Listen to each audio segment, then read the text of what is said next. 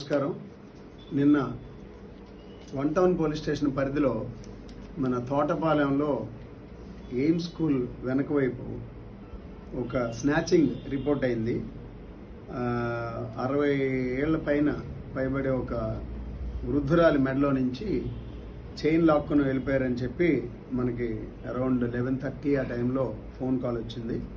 తీరా ఆడికి వెళ్ళాం. ఆవిడ పేరు బంక గురుమూర్తమ్మ. ఆవిడకి 2 ఆవులు ఉన్నాయి.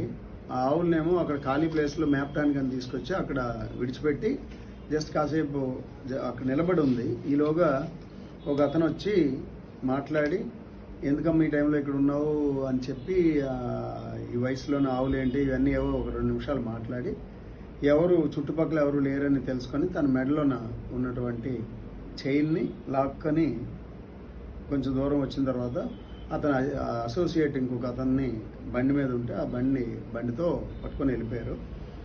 ఆ బండి మీద ఇద్దరు వెళ్ళిపోయారు. సో ఇది వచ్చినప్పుడే మా క్రైమ్ వింగ్ ఇన్ఛార్జ్ అయినటువంటి తారకేశ్వరరావు, అలాగే మిగతా స్టాఫ్ అచ్చిరాజు, శివ, తర్వాత గౌరీశంకర్ వీళ్ళందరినీ కూడాను ఆ సీన్కి పంపించి అన్ని ఎంక్వైరీస్ చేయమని పంపించడం జరిగింది. కేసు నమోదు చేసుకొని ఎంక్వైరీస్ చేసి వెళ్ళినటువంటి రిట్రీట్ ట్రాక్ అలాగా మొత్తం అంతా నిన్నంతా కష్టపడి పనిచేసి దాంట్లో మనకి కొంత లీడ్ రావడం జరిగింది. ఆ లీడ్లో భాగంగా అందులో మనకి ఈ మామిడి సత్యకుమార్, తర్వాత గురాన భార్గవ్, వీళ్ళిద్దరూ పోస్పాట్రేగ ఊరు చాకలి వీధిలో నివసిస్తున్నారు వీళ్ళిద్దరు. అందులో ఈ మామిడి సత్యకుమార్ పెయింటింగ్ వర్క్స్ చేస్తూ ఉంటాడు. 7వ తరగతి వరకు చదువుకున్నాడు. గురాన భార్గవ్ అనే అతను MBA చదివాడు. ఆయనకి ఈ ఎయిమ్ స్కూల్లోనే అప్పుడెప్పుడో చదివాడు అంట. దాని మీద ఆ ఏరియాకి వచ్చారు. అనుకోకుండా ఇప్పుడు దొరికితే తెంపుకుంటూ వెళ్ళిపోయారు.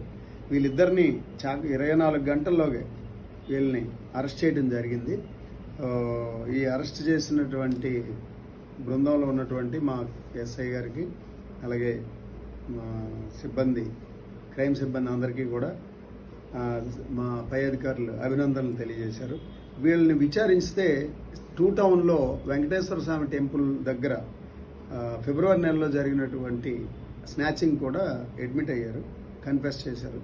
కాబట్టి ఈ 2 కేసుల్లోనూ వారి వాంగ్మూలాన్ని నమోదు చేసుకొని అరెస్ట్ చేసి కోర్టుకి పంపించడం జరిగింది.